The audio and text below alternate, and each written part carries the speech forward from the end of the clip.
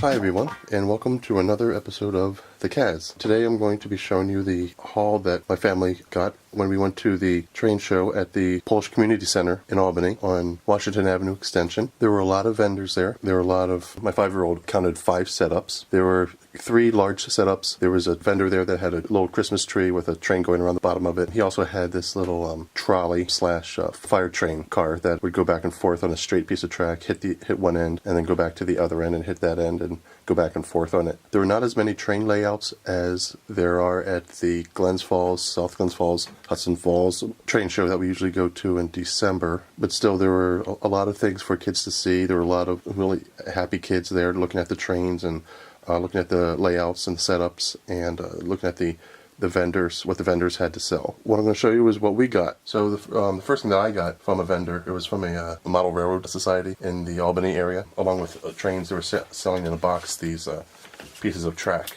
They're selling curved track and some straight track and these I guess these crossings where the trucks and cars can drive over it if you wanted, I suppose, or you could put it in a rail yard. Have your little cars look like they're going to be driving over it. The way that these work, if you've never seen these, most likely you've seen these because you're watching the channel, but if you have never seen a model railroad track before, this is the HO scale. This is what I've been noticing is pretty standard scale. There are so many scales of model trains, all the way down to what they call Z scale, which are like really teeny tiny and basically are run on magnets. This is the HO scale. For the most part, it's plastic railroad ties and metal rails here that the trains will go on. The rails are basically pretty much shaped like a real life-size rail. To connect them, there are these little slides here, and then you just slide this onto the bottom of the rail here. Just slide it on there, and at the other end,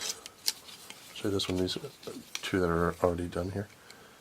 The other end, you just slide the other end in. Once you have it and you lay it down, it pretty much just stays. I've heard of people soldering them together to be permanent. I do see here, if you can see there, there's 2 holes in these railroad ties here. I'm going to assume that people will sometimes nail them down to their layout or screw them down to their layout. So this is what I bought, one of the things that I bought there. These were in a box underneath their table that I looked at, each being sold for $5 a bundle. Guess is a good price for a used track. They're $5 each, but you can get deals and haggle with the vendors at some of these places. They will offer very good deals. For these $5 bundles, I got all 3 of them for $10. So they knocked off $5 for me.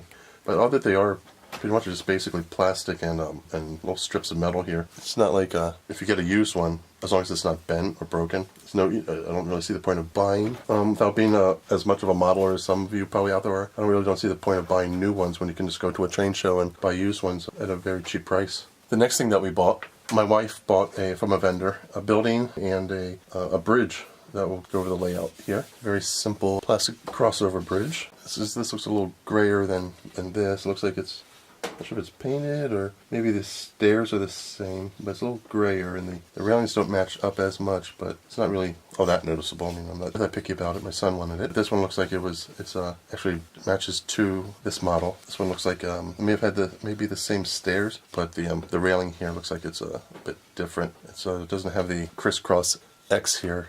It's more of a zigzag railing here. I don't really remember what she got. I think he was selling these for about $10 each, or she did get a deal with this one. I think he knocked off like maybe $5 off of this. A lot of detail to this. Everything from the bricks on the chimney to the shingles to the shades being pulled down at various lengths in there. Even the windows. The windows there, some of them are up and some of them are down. I'm not sure what that was supposed to be. I'm not sure if that was supposed to, that's a little paint job there. I'm not sure if that was supposed to be some ivy growing up or what. There's even a gutter going along the perimeter. The gutter comes down, the gutter pipe comes down here, all the way down into the drainage pipe on the bottom there. And there's the tank hoot to contain the heating oil for the place. There's a little wooden barrel there and some sort of a wooden storage container on the back there. See some shingles there are a little higher than others. That's a little nice touch there to show that sometimes shingles will pop up over the lifetime of the building. The brickwork of the chimney is very nice looking there. See, there's a woman on the top there going inside, and you can see through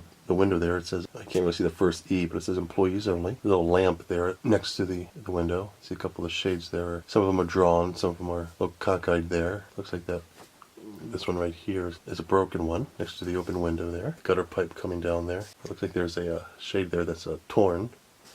Got torn over the years. Some open windows there. And we're coming around to the woman again. Along the bottom here, looks like you have a man coming to work here. He has his lunchbox. There's a barrel there at the bottom, and there's a bottom door there. There's that little paint job there. Yeah, I'm not sure if that's supposed to be like that, or looks like on the bottom there was some dark weathering somebody put in. I like the touch, the details of the supports for the second floor there on the top. And you can see, I'll focus in on the drainage pipe there that goes down into the ground there. That's really nice. There's back door with the heating oil tank, and you have this side with the barrel, and again with that wooden container there. And so that's that building.